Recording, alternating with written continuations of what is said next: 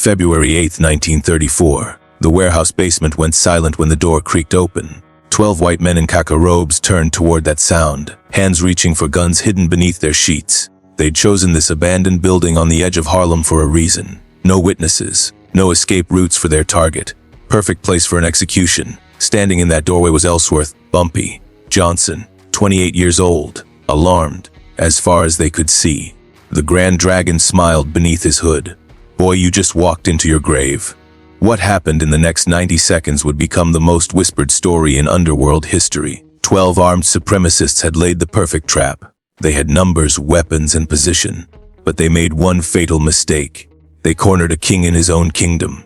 To understand why that February night changed everything, you need to understand what Harlem was facing in 1934. The Great Depression had crushed Black America. Unemployment in Harlem hit 50%. Families were starving. And into that desperation, the Ku Klux Klan saw opportunity. See, the cock wasn't just a Southern problem. By the 1930s, they'd spread north like cancer.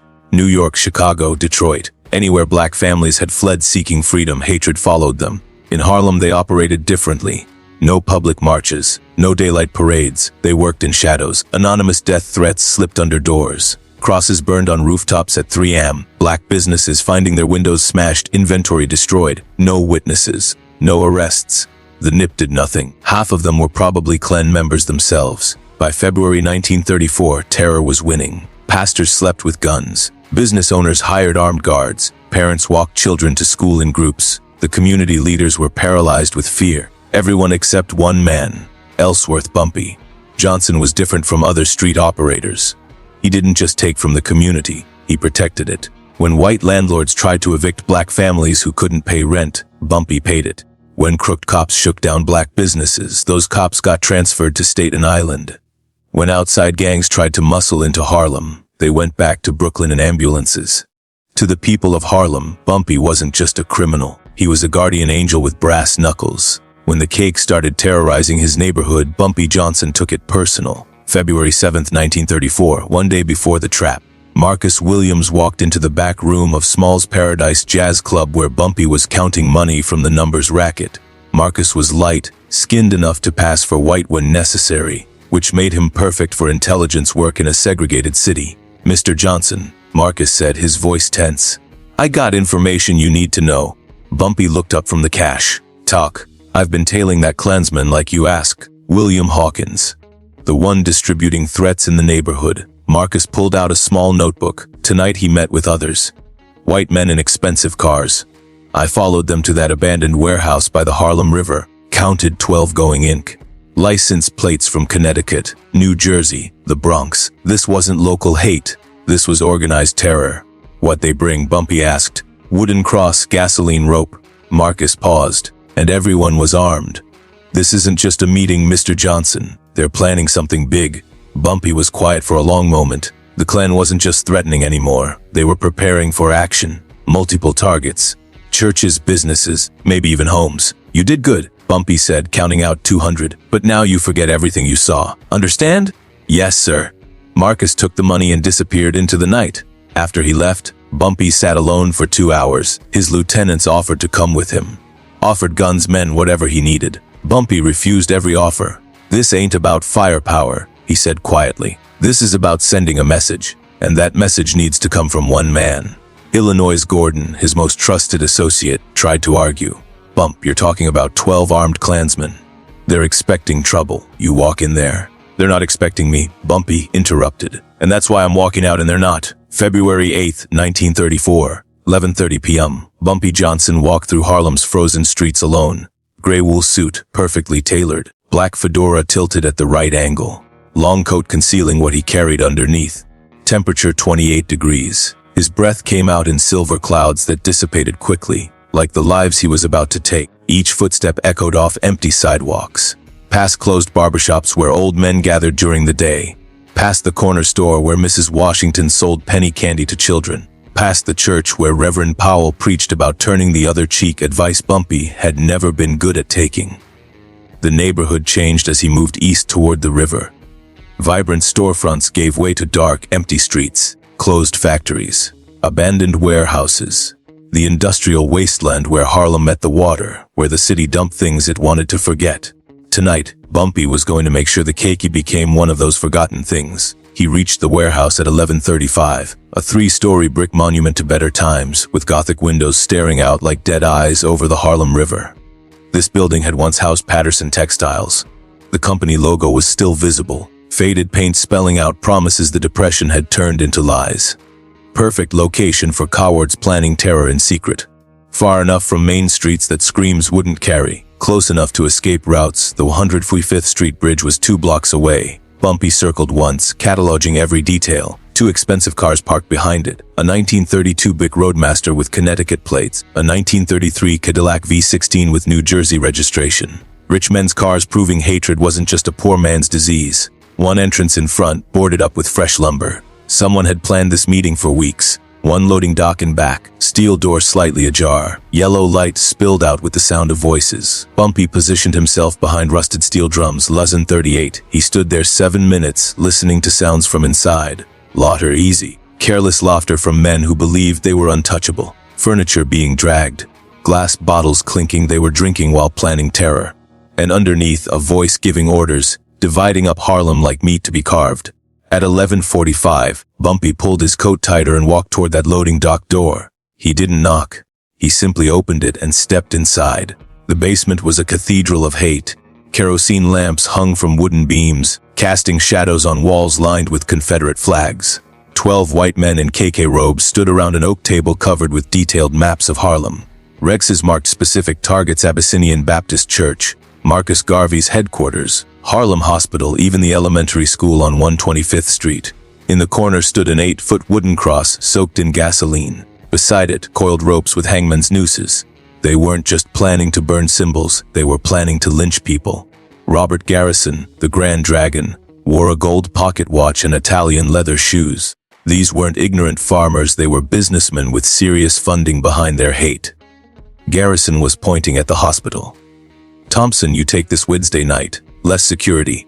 His educated accent carried the privilege of money. "Make sure the message is clear: no Negro medical care in white New York." A heavyset man studied the church layout. "Reverend Powell's been too uppity. Sunday service, maximum impact." That's when Bumpy stepped inside. The transformation was instantaneous and complete. 12 men who'd been laughing and drinking suddenly became 12 statues frozen in terror. Every conversation stopped mid-sentence. Every gesture halted mid-motion. Bumpy Johnson stood in that doorway like an avenging angel dressed in gray wool. His presence filled the room in a way that 12 armed men couldn't. Robert Garrison recovered first, but it took him nearly 10 seconds. He pulled back his hood, revealing wire-rimmed glasses and skin that had never seen hard labor. When he smiled, it was the practiced expression of a man who'd spent decades stealing money legally. Well, Garrison said, forcing confidence into his voice. "Look what wandered into our little gathering. Boy, you just made the biggest mistake of your short, worthless life." Bumpy held up one hand. The gesture was so calm, so authoritative, that Garrison's mouth snapped shut mid-threat. "Before you finish that sentence," Bumpy said, his voice carrying no emotion, "I want you to understand something important. You picked the wrong neighborhood, you picked the wrong people, and you definitely picked the wrong man to threaten." One of the younger Klansmen, nervous and no more than 25, made the mistake that scared men always make. His hand moved toward the Colt, 45 on his hip. Bumpy shifted his gaze to the young man without moving anything else, just his eyes locking onto the kid's face with predator intensity. "Son," Bumpy said, his voice getting quieter and more terrifying, "you pull that gun, you better use it. Because if you don't kill me with the first shot, you won't live to fire a second one. And looking at how your hands are shaking, I don't think you've ever shot anything more dangerous than a rabbit." The young man's hand jerked away from his gun like the metal had burned him.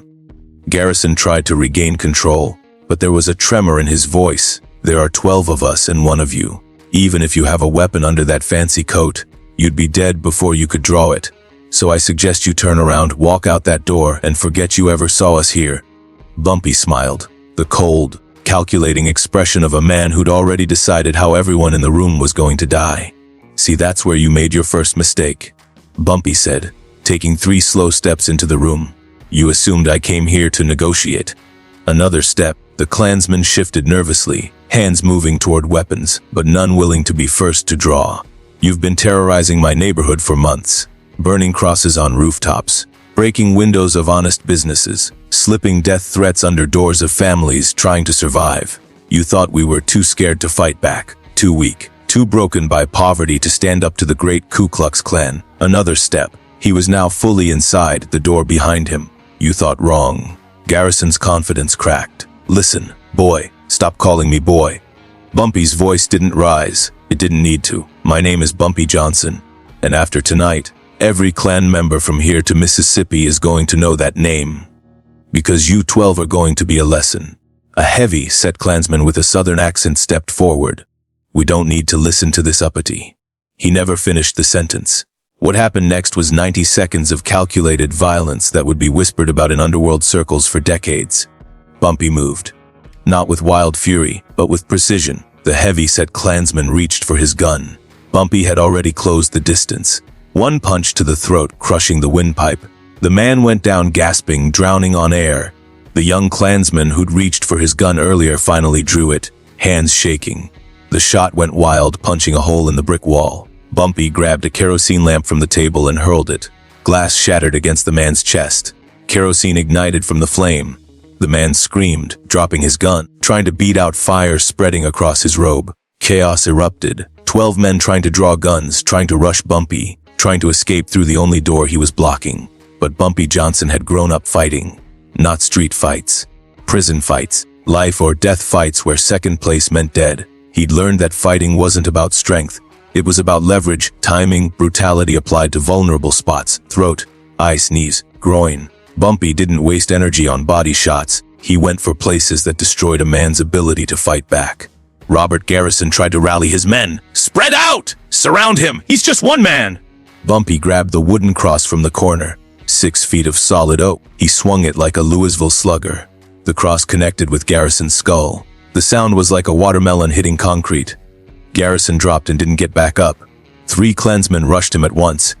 Bumpy used the cross as a spear, driving the pointed end into the first man's stomach.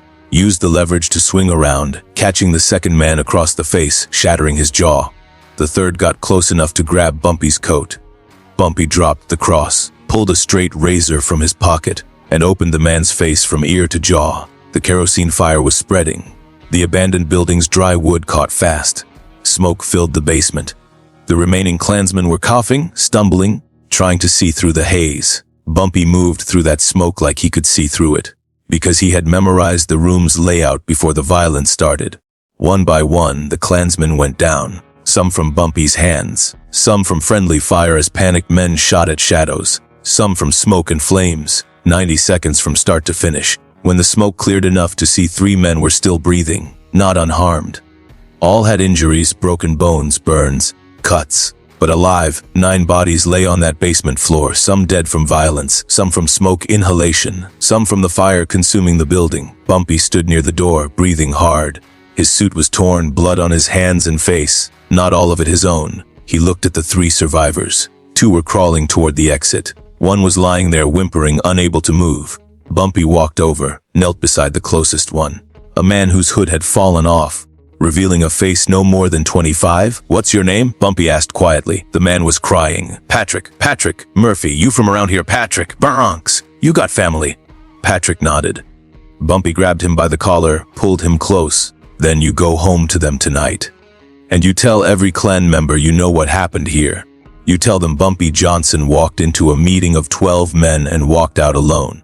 You tell them what happens when you terrorize Harlem." He released Patrick, who scrambled toward the exit. Bumpy turned to the other 2 survivors. "Same goes for you. Get out. Spread the word. The Klan's not welcome in Harlem. Not now. Not ever." The 3 men crawled, stumbled, and dragged themselves up the stairs and out of that burning building. Bumpy followed slowly, looking back one last time at the 9 bodies in that basement, at the burning cross that had been meant to terrorize Harlem's families, at the maps and plans that would never be executed. He walked out into the cold February night, leaving the building to burn behind him. Flames reflected off the dark waters of the Harlem River as Bumpy disappeared into the industrial shadows, heading back toward the heart of his kingdom. By morning, the warehouse was a smoking ruin. Firefighters found 9 bodies in the basement. The NIP sent detectives. They questioned the 3 survivors in the hospital. Patrick Murphy and the others gave vague, conflicting stories. We don't know who attacked us. Too dark. Everything happened too fast. But detectives found evidence. White robes. Cake literature. Maps of Harlem with black churches and businesses marked. The wooden cross half burned. The lead detective sat in the police captain's office with his report. 9 dead white men, all Klan members, killed during an illegal meeting where they were planning terrorist attacks against Negro civilians in Harlem. The captain read slowly, then looked up. What are you recommending? The detective knew what he was being asked. We could investigate further, try to find who did this. But sir, if we do that, this becomes public. Newspapers will report that the Ku Klux Klan was operating in New York, planning attacks in Harlem. That's a scandal. City Hall won't like it. The captain was quiet for a long moment. Then he picked up the report and dropped it in his desk drawer. Accidental fire. Illegal gathering of vagrants in abandoned building. No arrests. Case closed. And that's how 9 Ku Klux Klan members died in Harlem and nobody was ever charged. Because the NIP decided that a scandal about the Klan operating in New York was worse than letting a killer walk free, especially when that killer had done what police should have been doing all along, protecting Harlem from terrorists. The 3 survivors kept their promise. They told everyone what happened. Patrick Murphy went back to the Bronx and told his Klan chapter. Word spread to other chapters. New Jersey, Connecticut, Pennsylvania. The story got bigger with each telling. Some versions said Bumpy had killed all 12 with his bare hands. Some said he'd burned them alive intentionally. Some said he'd made them beg. The truth was terrifying enough. Within a week, Klan operations in Harlem stopped completely. No more threats. No more burned crosses. No more broken windows. The white, hooded cowards who terrorized the neighborhood from shadows decided Harlem was too dangerous for them. Because Bumpy Johnson had taught them something they'd never learned before. Black people could fight back. And when they did, the Klan bled the same as anyone else. The night of February 8, 1934 became legend in Harlem. People told the story for decades about the night Bumpy Johnson walked into a Klan meeting alone and walked out alive while 12 white supremacists didn't. But the story meant different things to different people. To Harlem's families, it meant protection. Someone was willing to fight when nobody else would. To other criminals, it meant respect. Bumpy Johnson wasn't just another gangster. He was a man willing to die for his principles. To white people who thought they could terrorize black neighborhoods without consequences, it meant fear. It meant Harlem had a protector who didn't play by their rules. And to Bumpy himself, years later in the 1960s, a reporter asked him about that night. Asked if the story was true. If he really walked into a Klan meeting alone. Bumpy smiled. That same cold smile from that February night. Let me tell you something about respect, he said. You don't get it by asking nicely. You don't get it by being reasonable. You get it by making it clear that disrespecting you costs more than people are willing to pay. So yes, I walked into that meeting. And yes, most of them didn't walk out, because they came to Harlem to spread fear, and I taught them what real fear looks like.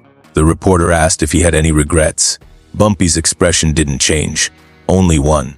I wish I could have sent a clearer message, but 3 survivors were enough to spread the word. The Klan learned that Harlem wasn't afraid of them. They should have been afraid of Harlem. February 8, 1934. 12 men walked into a basement wearing white hoods, carrying guns, planning to terrorize innocent families. One man walked in after them, no hood, no army behind him, just his fists, his rage, and his absolute refusal to let his community be terrorized. 90 seconds later, 9 men were dead. 3 crawled out to spread the warning, and Bumpy Johnson walked out into the cold night, past the abandoned factories and empty lots, back toward the heart of Harlem where his people were sleeping safely because of what he'd just done. That's not just a gangster story. That's a story about what happens when people decide they won't be victims anymore. When they decide that fear is a choice, and they choose something else. The Klan thought Harlem was weak, thought black people would just accept their terror and bow their heads. They learned different that night, and they never came back. If this story moved you, hit that subscribe button right now. We're telling the Bumpy Johnson stories that history tried to bury. The moments that made Harlem legendary. Drop a like if you think courage isn't the absence of fear, it's action in spite of fear. And let me know in the comments, what would you have done in Bumpy's position? Walk in alone or bring backup? Turn on notifications because we're dropping these legendary stories every week. Next up, how Bumpy Johnson made Lucky Luciano himself show respect. Remember, respect isn't given, it's taken, and Bumpy Johnson took his on February 8, 1935.